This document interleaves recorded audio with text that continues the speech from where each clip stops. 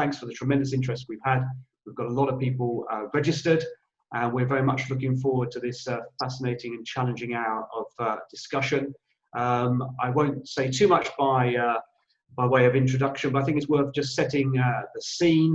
We all know that transport has been one of the hardest hit sectors as a result of COVID-19, and yet we know to restore and reboot the economy, we have to restore transport. But how can we do that?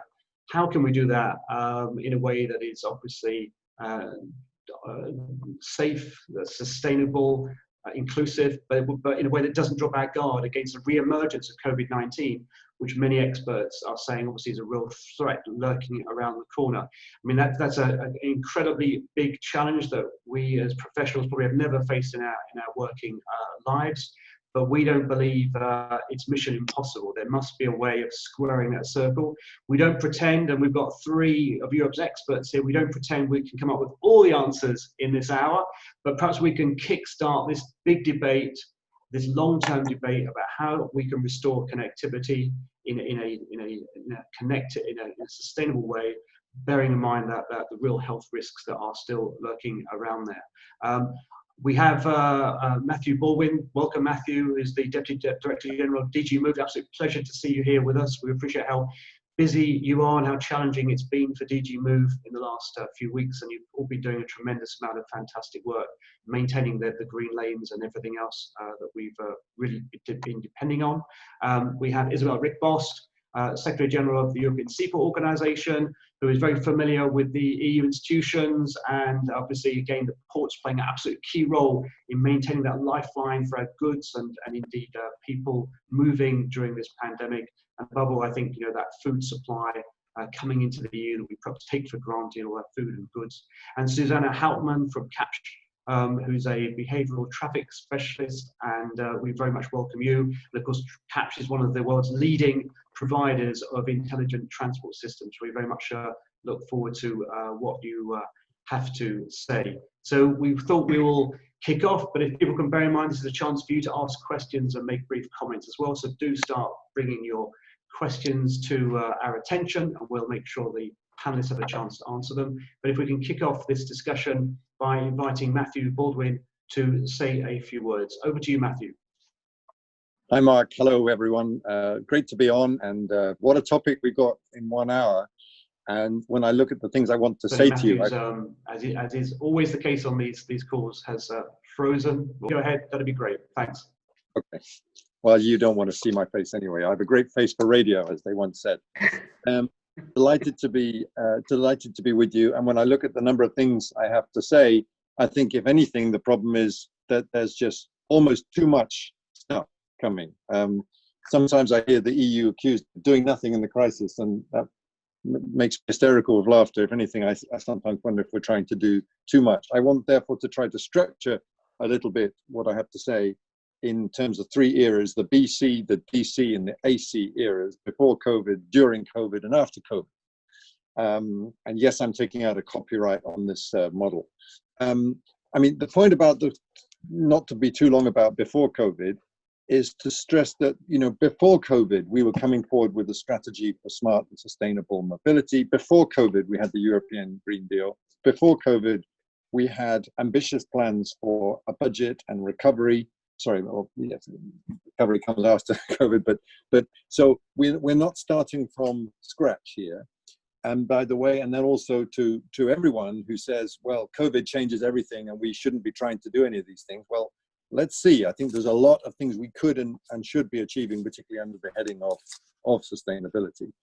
Mark, you've mentioned how badly transport was hit. The figures are off the scale. I won't repeat them because we know them and they're too depressing, but it is an extraordinary and unprecedented fall in transport activity and a disruption of our connectivity on a daily basis.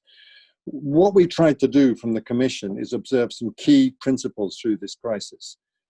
Coordination and transparency at each point, proportionality in terms of measures to restrict our connectivity, or to indeed to change some of the rules.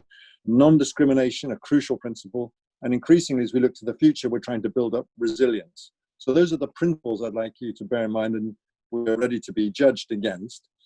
And maybe to begin with what we did during the crisis, because we're still there. You mentioned the green lanes. Thank you for your nice remarks on that, Mark. The principle there is, of course, that we are trying to minimize delay to 15 minutes at the borders. Now, that doesn't mean that every border authority can say, right, we're going to take 15 minutes checking every truck, because then you're looking at hours and hours of delay. But you're looking at measuring and testing ourselves against that concept, going through the whole border area from 15 minutes, covering all freight, because we recognize how wide are the European supply chains. We're certainly not going to restrict it to so-called essential goods. We developed contact points and a portal with the member states. We've looked at derogations where appropriate from legal acts, things like certificates, driving licenses. If you're a truck driver and your driving license is on the point of running out and you can't get it renewed because the authorities aren't renewing them, to find a 6-month derogatory period. We've come with a temporary framework on state aids, and I'm sure something Isabelle would want to talk about. We're trying to address a terrible problem of repatriation, primarily of EU seafarers who are stuck, but also of non-EU nationals who are struggling because their visas have expired. So a lot of different things we've tried to do in the crisis. Now, as we start to think about life after the crisis, those principles are every bit as important.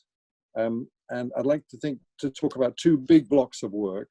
The first is the work we've introduced on the 13th of May, a package on tourism and on travel and on lifting of borders, where we're trying to indeed progressively restore free movement at our EU internal borders and looking ahead also eventually at the external borders too, where, as you probably know, we had a block on non-essential travel, and that now runs till the 15th of June.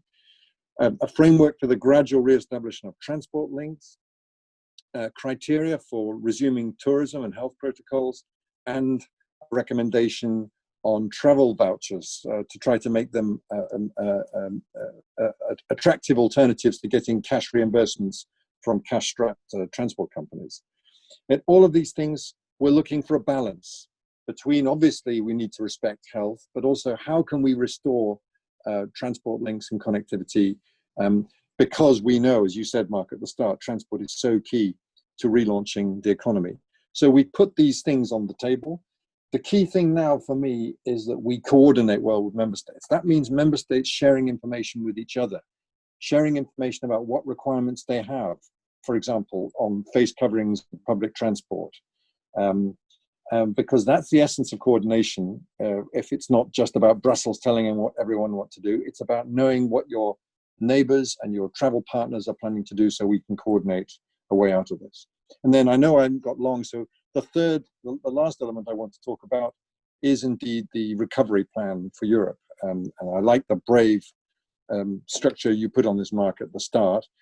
You've seen the reinforced long-term budget we have for 2021 to 27, backed unprecedentedly by the Next Generation EU, a 750 billion recovery instrument for the next 4 years to boost the budget with finance raised on financial markets.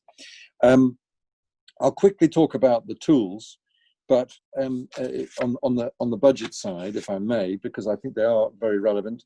The Connecting Europe facility remains absolutely central to this, and we will be looking to allocate quickly all remaining resources there with flexibility applied to ongoing projects so that none are penalized because of delays. And we're looking for an additional 1.5 billion for the CEF Transport General Envelope, bringing it back to its original level for the 2021 to 2027 period. I want to stress that in terms of sustainable infrastructure, investment is going to be more important than ever. And we're trying to instrumentalize the whole EU budget to attract the huge investment that will be needed, for example, to support the installation of 1 million charging points, for example, to shift to clean urban mobility, where Frans Timmermans the other day said publicly, we're looking at 20 billion for sustainable infrastructure, and lots of previously, unforeseen things could be happening on that. For example, bike lanes, making these permanent structures, and let's think outside, literally outside the financial envelope. Quickly, Mark, I want to mention the Next Generation EU Fund itself, which is going to double the guarantee for the Invest EU program. Our toolbox will also include the new Recovery and Resilience Facility, which offers large-scale financial support for investment and reforms, and that's based on the ongoing work of the European semester. And it will be complemented by the new REACT EU initiative under cohesion policy funds. And I think some people felt that this was going to be more about simply provision of medical supplies and masks and so on, but I'm hearing more and more now that this will be a potential fund for use for transport, and we should be ready to use it. In addition, this list goes on, a new strategic investment facility to support critical infrastructure and the development of value chains and technologies essential for the transport of the future and key transport hubs. The new solvency support instrument to provide an EU guarantee to the European Investment Bank Group. So I could just keep going on and on listing new measures we have with which to tackle this within the budget. My main message is that it's a much more open budget than in the past, and the transport side must fight hard for its corner, persuade member states, persuade increasingly cities and regions to prioritize transport, and I hope sustainable transport in particular, and really go out there and make that case. And then if I may, Mark, sorry, one more word on the comprehensive strategy for sustainable and smart mobility, which is still planned for the end of this year. I mean, I'm sure we'll talk about this, but we see this as being ever more essential for transport to deliver its contribution to realize the European Green Deal. And I just tack on the concept of resilience now onto that. That is going to be increasingly important in the longer term. And when you think about what the European Green Deal about, that's really essentially about resilience, about the future. I stop there because I'm sure we'll talk about it and I'm taking already too much time. Apologies, well, I don't apologize for you not being able to see my face. I'm glad I was able to speak. Thank you very much indeed. Looking forward to our discussion. Well, thank you very much, Matthew, and it's a real pleasure to have you with us. We know that the European Commission, DG Move in particular, has really been leading the fight back with a tremendous range of tools at your disposal to address this unprecedented challenge. I think we're all trying to absorb the scale of your ambition, as you say, to recover from this terrible crisis, but in a way that is sustainable, inclusive, safe, and as you say, also resilient. And as you say, the challenge therefore is for transport, the transport sector, to fight for its corner in this massive financial opportunity that the EU is opening up to us all. And that brings us nicely on to Isabelle.Ryckbost to give us her point of view from, I'm sure, the ports and beyond in terms of how we can address this challenge. Over to you, Isabelle. Okay, thank you, Mark, and good morning, everyone. Thank you also, Matthew, for your introduction. Yeah, I mean, you told it, Mark, it's an unprecedented, you hear it in every speech, it's unprecedented crisis, and I think this is a main challenge. Also, we also hear it's tackling both the offer and the demand, then in economic impact and so on. There are also some, let's say, good things in such crisis, and that is that the role of transport has come to the forefront. I mean, of each mode almost, but certainly of ports in a way. The critical role of ports have really come to the forefront.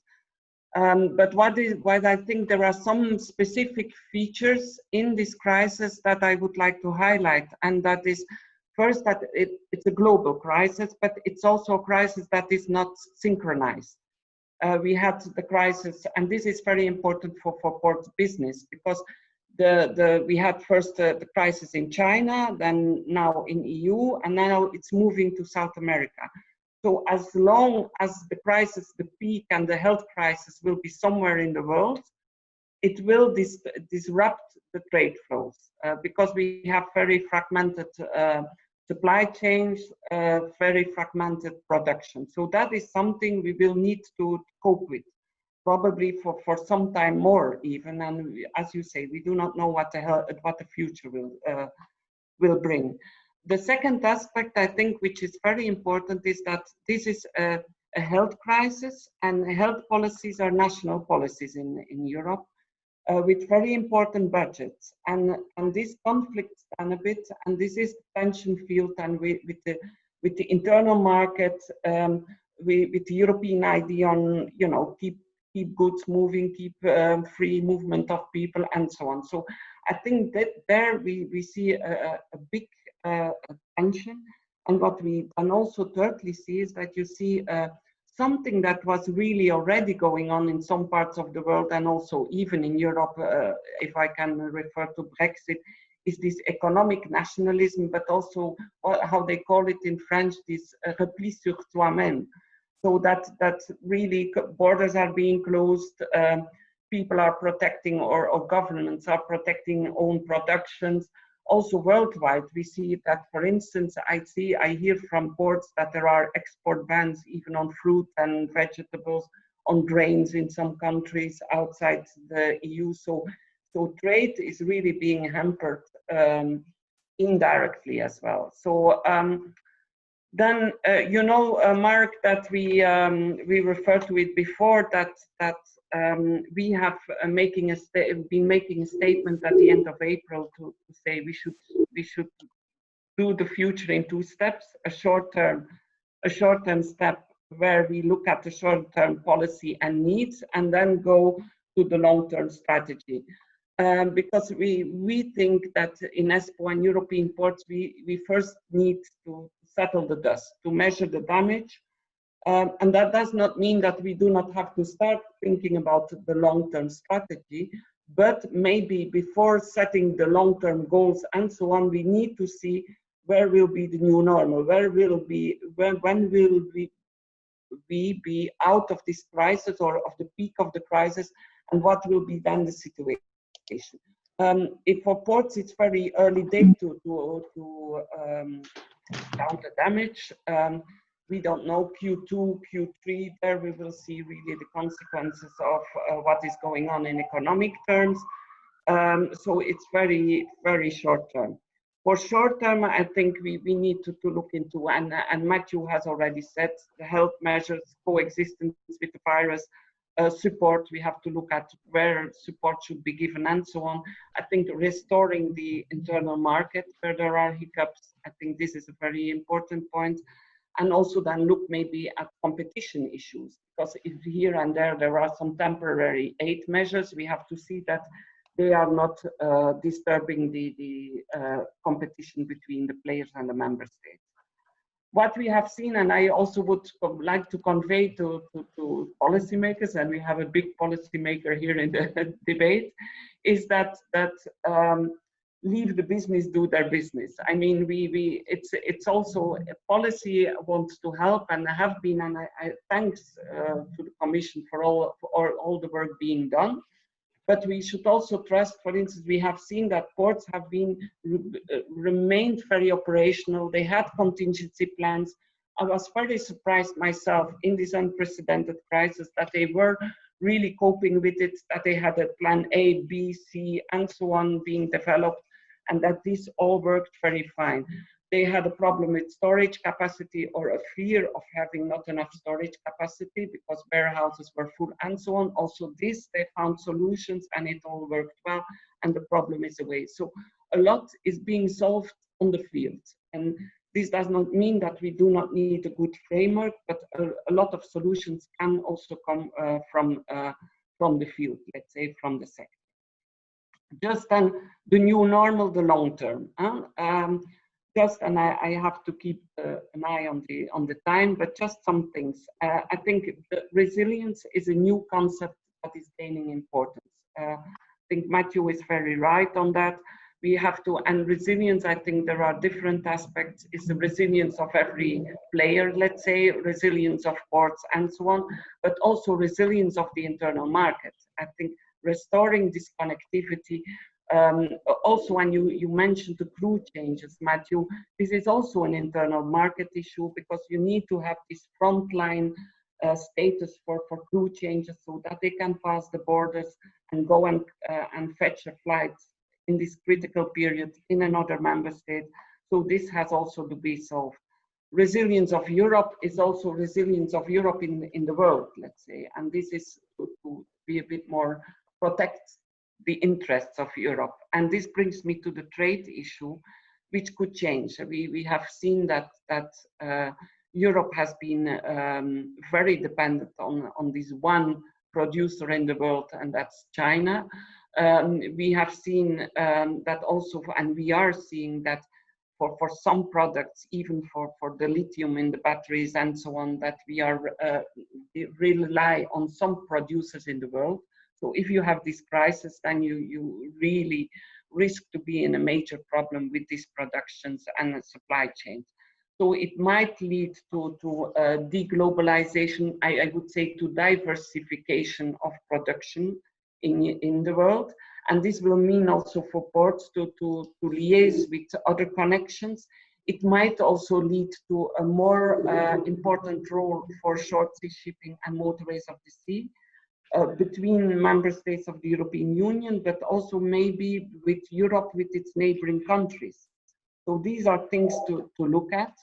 We will also see how open trade relates to health. And this is the proportionality principle. Are we, are some governments not overdoing it and using health to block certain things?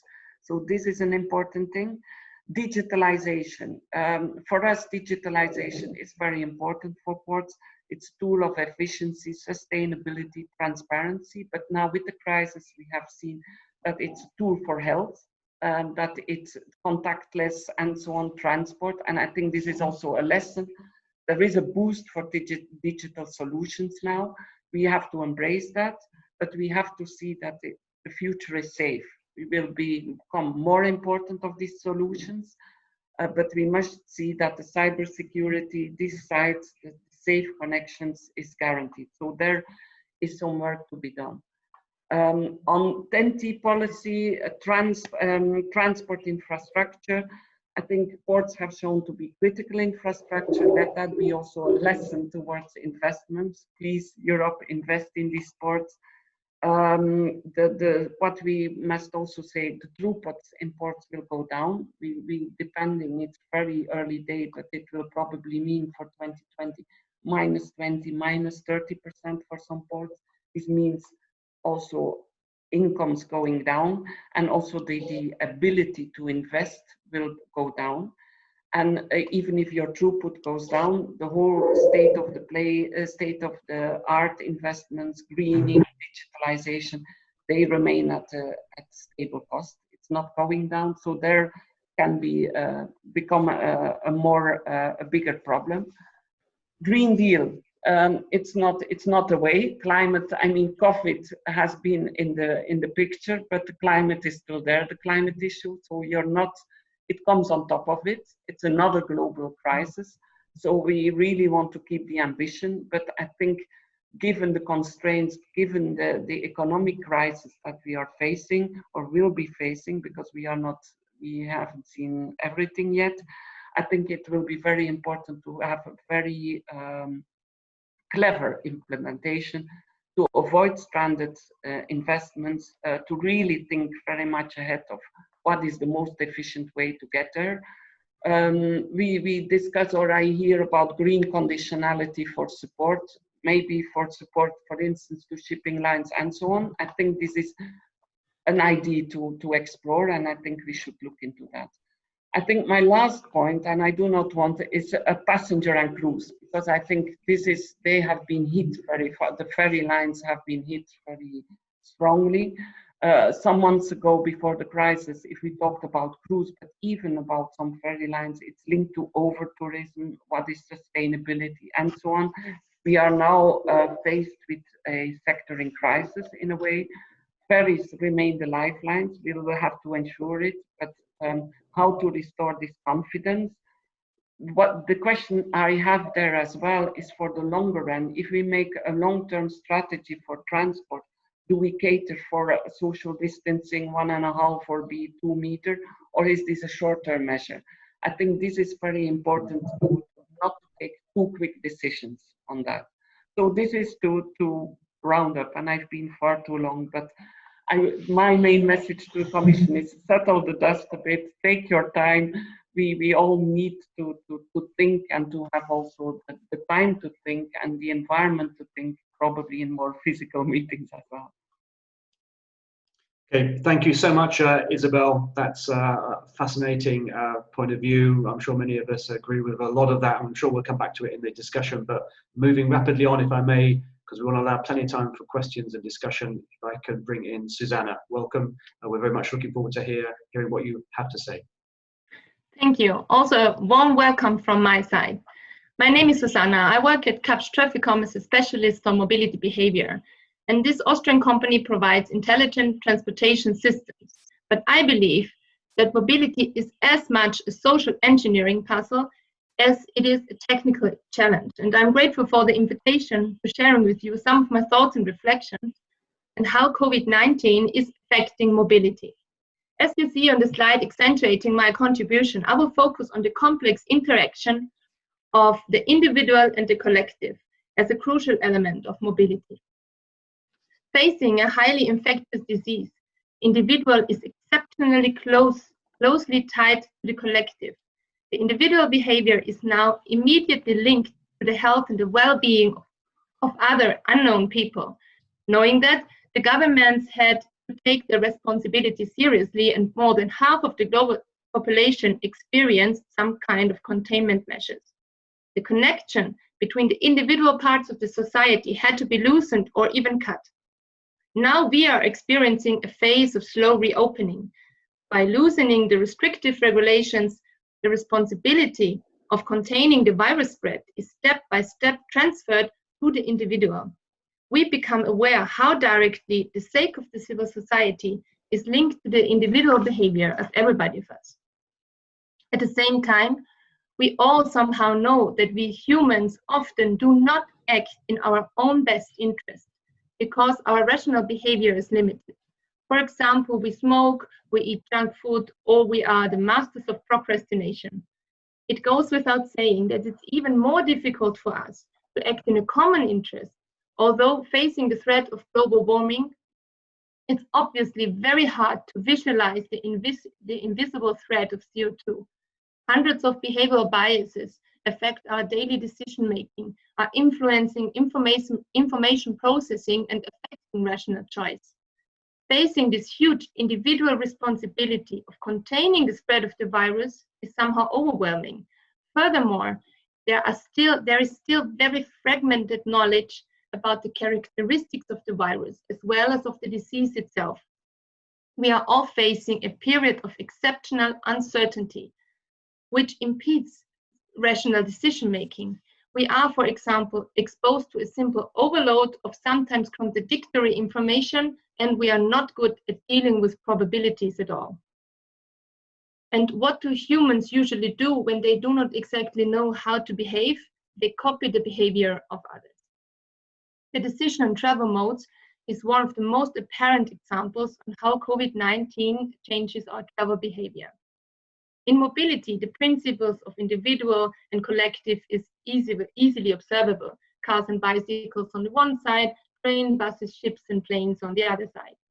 As all poorly ventilated, crowded, and closed spaces, means of public transport very likely provide a notable risk of getting infected. Some studies claim to confirm this perception.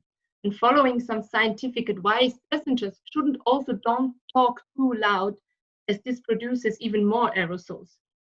Social distancing contradicts the principle of mass transportation. If you really want to maintain strict social distancing on board of buses or subways, only 15 to 20% of possible peak capacity can be used. At the same time, we witness the rescheduling of public transport services, and the connectivity between countries and regions, between urban and rural areas, is suffering. Surveys show that not only those already owning a car are using it more frequently, but also that the younger population groups are more interested in car ownership. You need not to be an expert to conclude that the avoidance of public transport and or the reduction of public transport offers will affect road congestion. If capacity is allowed to shrink by more than demand, cities can expect dystopian years of congestion, gridlock, air pollution, and emissions.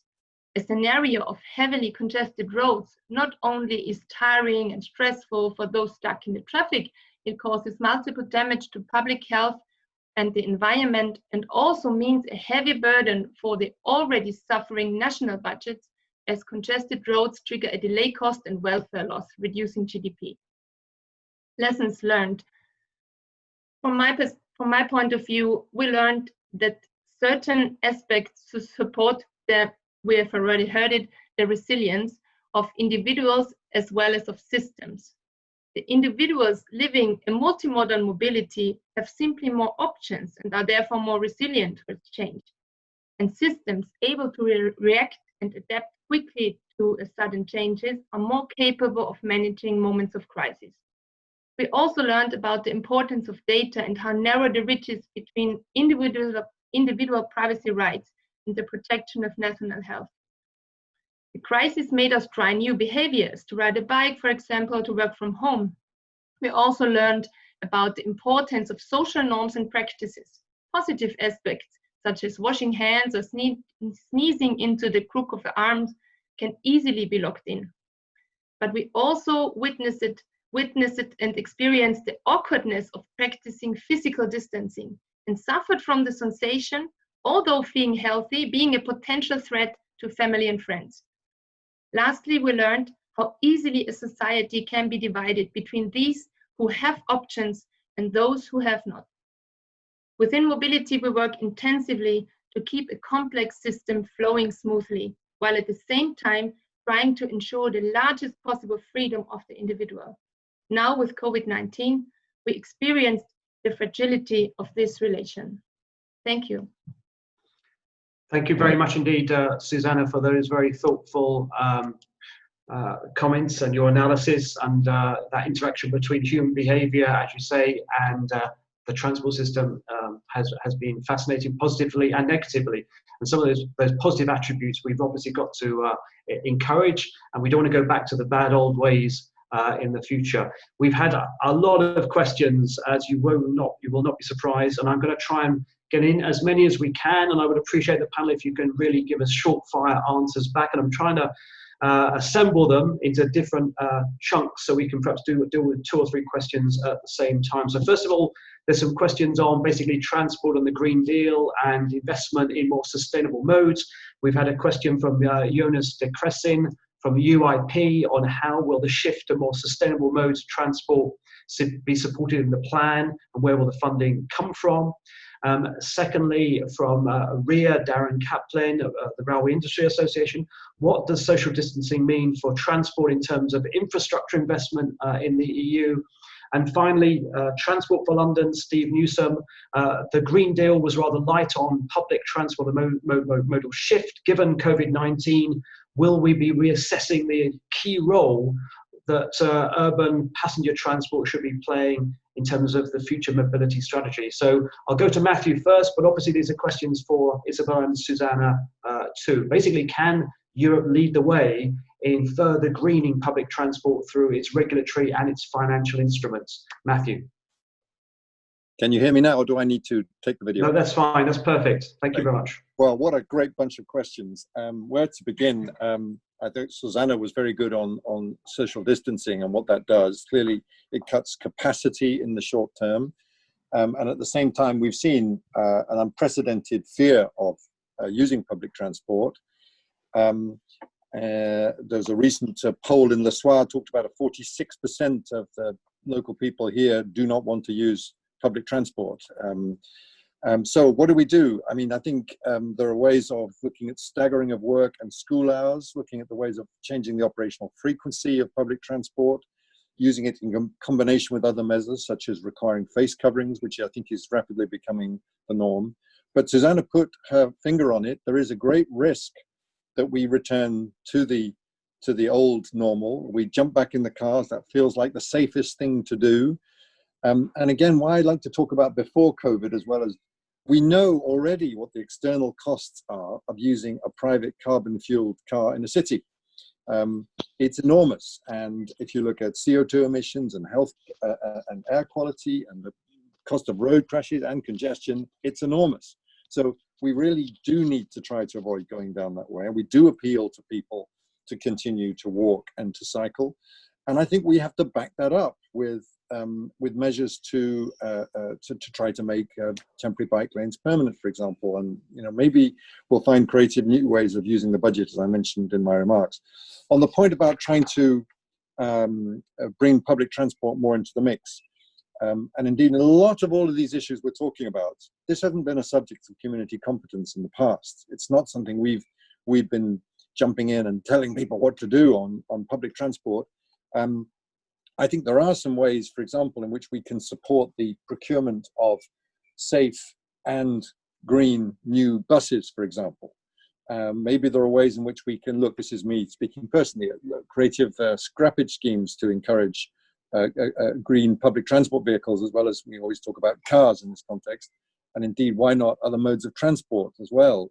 I hear the e-bike community wanting to have a share of some of the e-scrappage subsidies. We've got to be creative in supporting active mobility, in supporting public transport, precisely to avoid the kinds of things that Susanna has mentioned.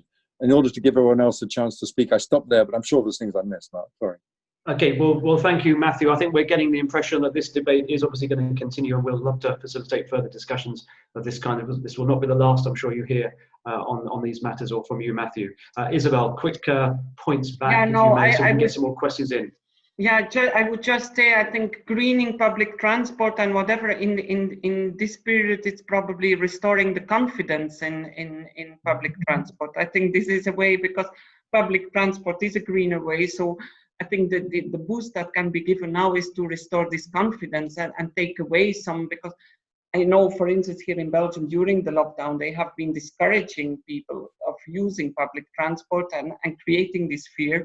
But now it should be taken away a bit. And I mean, we are opening the restaurants, the bars and whatever. So I think public transport is also a possibility and not so much to fear. I mean, of course, you have to be prudent, but I think this is so boosting the confidence, I would say. Okay, thank you, Isabelle. Susanna, there's lots of angles there in terms of human behaviour, also investment, and using intelligent transport systems to restore and boost public transport. Any thoughts from you? Yes, of course. So one of the key aspects is that somehow we have to rebuild trust in public transport, because this is really the backbone of cities moving. And how can we possibly do this? So there are some ideas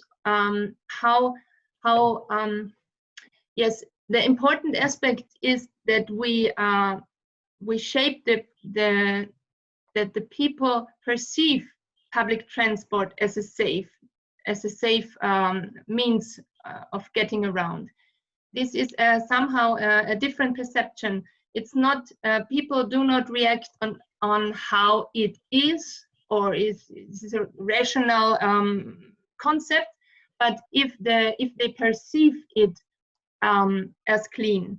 And so possibly the disinfecting and cleaning efforts have to be made visible, for example. Another approach is to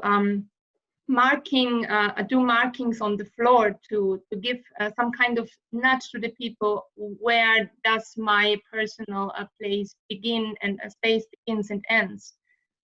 Another second point is that it's very important, of course, to boost walking and cycling and all the micro-mobility options a city can offer.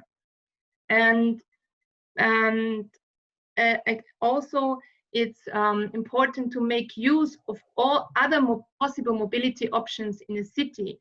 Let's say mobility as a service, demand responsive transport. So we really have to, as Matthew said, to be very creative in get everything moving in a city which is possible, and also to reduce this peak travel by maybe introducing a staggered beginning times of schools and whatsoever.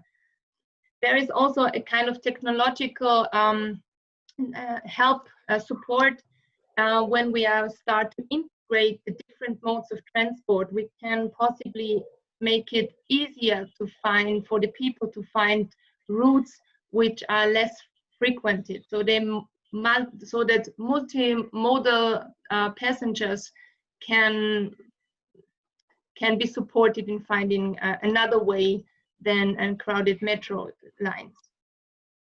Okay, thank you, Susanna. We have a number of other questions in another batch. Again, they cover, well, in this batch, safety, but also coordination with member states. Again, I'll try and list them together. First of all is on road safety, and this is from a number of organisations. We've obviously made progress in road safety, but we still have 25,000 people a year, roughly, sadly being killed on Europe's roads. And during the crisis, we've seen an increase in dangerous speeding and driving.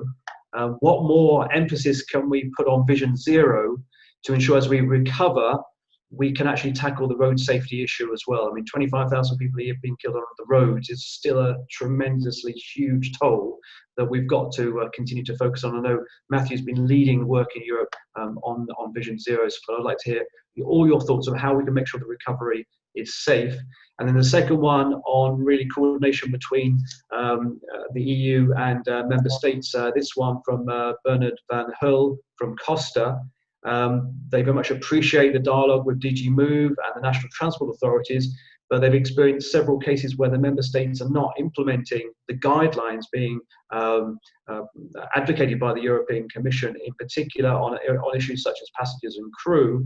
And they're pleading really for more Europe. What more can we do to ensure that we see all stakeholders and member states implementing the European Commission's guidance to ensure better implementation and coordination? And I think that was a point Matthew made right at the beginning, really. What we're all talking about will only work if we coordinate and work together across the member states with the EU and with industry and other stakeholders. So it'd be good to get your views on how we can work together to ensure all the good ideas that we're assembling here today and other forums and being promoted by the EU in their guidance is implemented on the ground.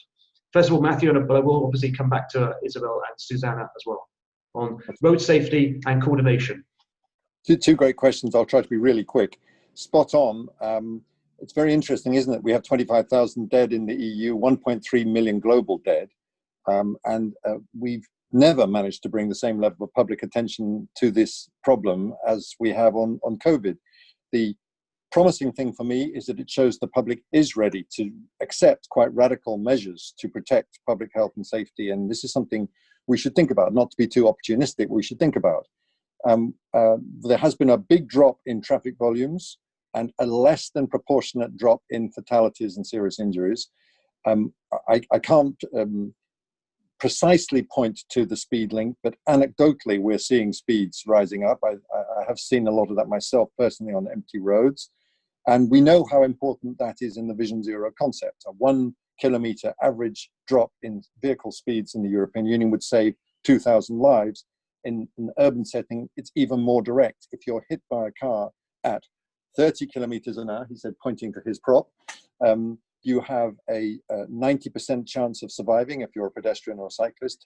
That drops to 10% if you're hit by a car at 60 kilometers an hour, which unfortunately seems to be the default speed in a 50 kilometer per hour zone. So again, a pre-existing problem which COVID brings into light. I hope we can do more to address this issue in the future. On coordination, I'll be really short because, I mean, yes, I've pinpointed it. It's very tricky, and I think also we should not be too hard on the member states, how extraordinarily difficult this has been for them. Viscerally difficult politics for them in areas primarily of their competence, and sometimes the reaction has been indeed to go national, to, as Isabelle said, to defend your citizens, and we shouldn't condemn that, we should try to understand it. How to coordinate? Well, you know, we talk a lot about it, don't we? Everyone's very keen on coordination, but they're not actually keen on doing it. For me, the fundamental thing is for people to share information. If everyone is operating on the same information basis, I know that even that is probably an impossibly high standard to try to reach. It is impossible to say, well, I didn't know, Germany, you opening your border on such and such a day. I mean, if everyone is sharing information ahead of time, that coordination becomes possible. And my approach has been, and been very active on this, to try to get member states to share information on this package. Then we'll discuss. We're having another meeting on this tomorrow in the Crisis Coordination Committee here in Brussels. And we might see there's some things we can do through further guidance or agreements between the member states themselves as to how to manage the way out of the crisis. But unless we have the information, there can be no coordination. Thank you. Straight on to Isabelle, if I may. Thank you, Matthew, for that. Yeah, we have seen the tension field and the lack of, I mean, I think, as Matthew said, in the short run, it's probably acceptable that you have this protection of your health. It was also very unprecedented with very short-term reactions in the different member states. But I think if this crisis continues, if it picks, goes up and down again and whatever, we need to try to find some more coordinated solutions. We also hear it now from the ports, let's say if ferry traffic is restoring and so on, that it's not in the connection with country A that you have to do this, in connection with country B that you have to do something else. That is of course very tiring, let's say, and very difficult to develop. What I also see is in the opening of the borders, the internal borders, this debate I think is going on, and maybe I would be curious to check with Matthew how this is being followed by the Commission, because I also wonder if because I see that every member state is making their list of who to allow and not to allow, and so this for me seems to be quite tricky, and I'm not sure it's always based on very objective or health criteria. It's also maybe perception criteria. So. But this is also something that is a threat on the debate tension field between health and internal market, and we will have to find solutions, I think, because we are so integrated as Europe. So. Okay, thanks, Isabelle. Susanna, would you like to give us the benefit of your views on the safety side, but also the coordination? How can we encourage people working together in these very difficult circumstances? Yes, of course. So regarding road safety, from my point of view, I think that, for example, infrastructure-based solutions are a good opportunity to support road safety, and also these add the resilience to a traffic management system, as it does not rely on the number of people or vehicles on the road, and it is not important if these vehicles or people are communicating with the infrastructure. This is a very important point from my side regarding the road safety, and as technology can support road safety, I think there is a lot of opportunity for that. Regarding the coordination, we have to be aware that coordination, and as Matthew told us, the sharing information is in principle a communication thing to do, and we have to take into account that all this communication has also has somehow the framing of the information. It's very important how we frame different aspects of information. For example, we have to talk to the media when newspapers or broadcasting institutions talk about public transport as a virus spreader in the headline. This really causes damage to the public transport. And we have to, and every time when we are communicating, we are exchanging information, we have to be aware that people are more afraid of losing something than they are happy of gaining something. So this, we have to really focus on the added value and not on the other side. We have to focus on the glass half full and not half empty. Okay, thank you very much, Susanna. We want about a minute each in terms of conclusion, so we want to allow a bit of time for that, because I think it'd be lovely to bring everything together before we wrap up today. But we've got a few more questions, if I may. It's really on human behaviour in light of COVID-19. One is from Anna Kalklina from One Policy Place. what more can be done to ensure that public transport in the future is fully accessible to everyone? And I think that's a major concern with social distancing, is limiting the space, for example, for people with mobility impairments or wheelchairs, but also prices going up, fares going up for public transport, which is going to make it more difficult for people with more limited income. So how can we ensure the recovery is inclusive, particularly those with mobility impairments? And secondly, we have Ian Aitchison. So he's saying, how permanent an impact do you think the lockdown measures will have on working from home and consequent reductions in demand for transport, particularly in terms of inner city commuting? Again, is this going to be a long-term pattern? And can we engineer benefits from working from home? Is that sustainable? Is it something we want to encourage? Perhaps we'll start with Susanna and work backwards if we may. Again, short fire answers. I know it's tough, but the shorter you are, the more time we'll have for that conclusion. Of course, regarding it, it's very important to have public transport accessible for everyone. This is one of the concluding remarks I said, that it got very obvious that there are a lot of people who have no choice, who are captive riders. And I have no final conclusions to that, I'm sorry.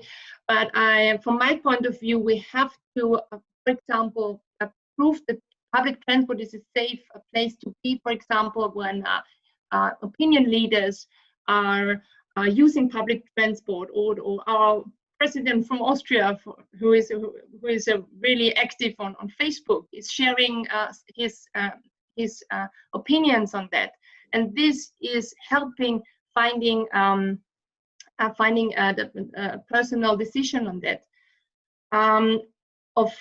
Regarding the home office, yes, that's true. We also think that home office is a very important point regarding future commuter traffic. But we fear at the same time that as the modal shift will be negatively affected by the COVID-19 and more people are traveling by car, at least until we have a vaccine, there will be at least the same amount of congestion.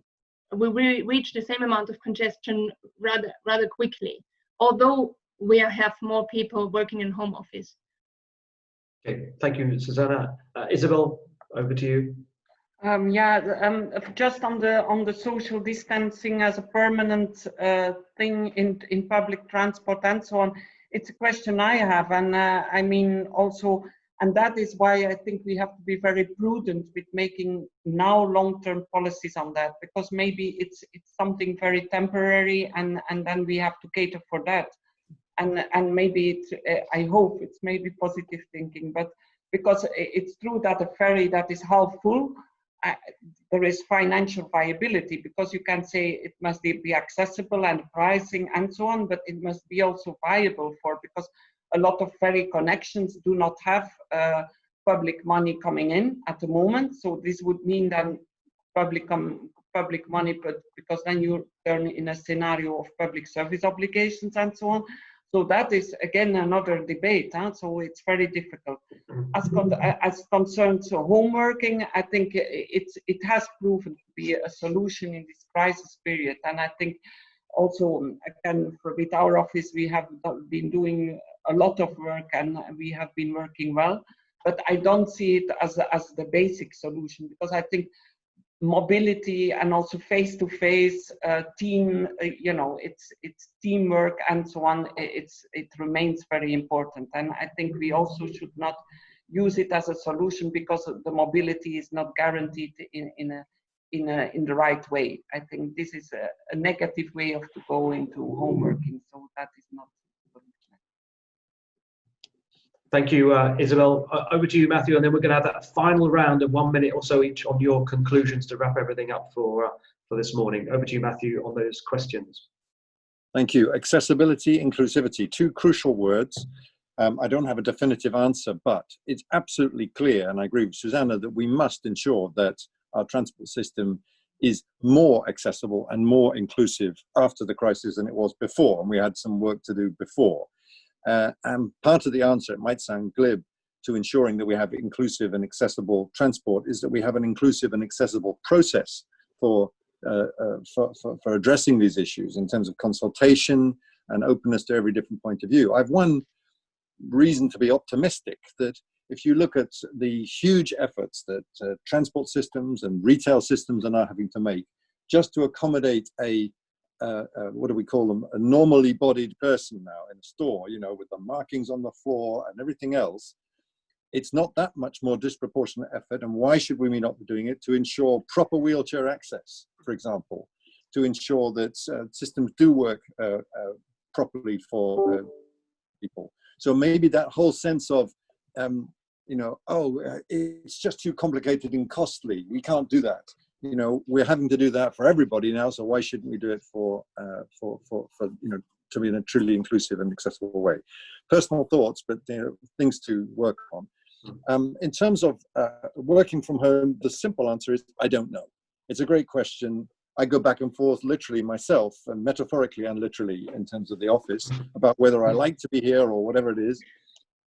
Again, it's back to information and data. Unless we can pick up the trends quickly, we can't make good policy together. And so I really urge, you know, we need information from member states about speed. We need information about congestion. We need all of this data if we're going to arrive at definitive solutions, or sorry, conclusions in respect of mobility.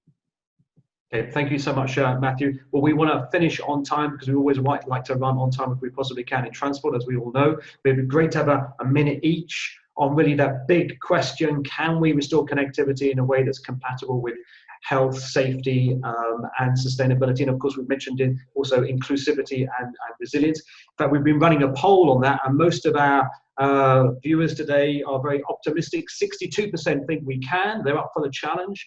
14% don't think we can, 24% are not yet convinced. So perhaps a minute each. Again, we'll perhaps start with Isabelle, then Susanna, and then we'll end with Matthew, if that's okay. So over to you, Isabelle. How can we do this? I would say, and what you've heard. I would say just one message I would like to convey is that for the long-term strategy and so on, please settle the dust a bit. Let's take our time. Let's also move from our homeworking way of working to real meetings, to really reflect on this with EU policymakers, be it in the Commission and the Parliament, to have the proper consultations before setting this long-term policy, and to ensure really this sustainable, smart and resilient transport for the next 10 years, let's say. Your concluding thoughts, Susanna. Thank you, Isabelle. Yes. Your concluding thoughts. I would like to add that we should be aware that mobility never is an end in itself, or also very seldomly when we are talking about leisure travel or such things. And we need reasons to travel. And we really should we should focus always on the destination. Also, as traffic engineers, we should not only focusing on the people on the road. We need also to focus. They're heading somewhere. And this is what we have to in mind to better manage and communicate our strategies. And at least we should not forget that some behavioral changes are positive and are worth to be locked in, such as active mobility or washing our hands. So it's a catalytic function of this crisis as well. But and I'm very sure that the connectivity will be achieved when we're working together in interdisciplinary teams. And this is simply part of our human nature, and we need to restore it as quick as possible. Okay, thank you, Susanna. And your final comments, Matthew Baldwin. Well, the answer to your question is, Mark, that we can and we must. I don't think there's any doubt in our minds, and this is the target. On Isabelle's point about timing, yes, but we must take the time that we need, but this crisis is urgent, and we must use the momentum we have of our readiness and our willingness to tackle things in a crisis. One of the ways I think that's blown apart the way we've normally worked is that so many of these things are not classical community competence that we've been looking into and working on. We're working inside the Commission in very different ways. We're working with member states in very different ways, with cities, with regions, with industry, I hope, Isabelle, as well. And let's use that and make a new special source, because we're going to need it in the next period. And my last comment is more of a question, really. Isn't it funny how when you talk to people in the street, Everyone agrees that after COVID, everything is going to be different, but no one agrees on exactly how. Well, there's a very final thought-provoking comment from Matthew, which we'll reflect on. I think a common theme of this today has been communication, how we've got to talk, work together to solve all these problems. Thank you for the panelists in particular, the attendees, those who asked questions. There's obviously a tremendous appetite out there. We couldn't get through all the questions, although I think we did really, really well. I'm sure this debate will continue. This is just the beginning, but I think we're all determined, as Matthew said, to ensure we can restore connectivity in a way that is safe, sustainable, and compatible with our health commitments, as well as obviously bearing in mind inclusivity and resilience. I'm sure we'll be doing more of these webinars, and we look forward to you joining us in the future. And have a good day and take care, everyone. Thank you very much. Hello.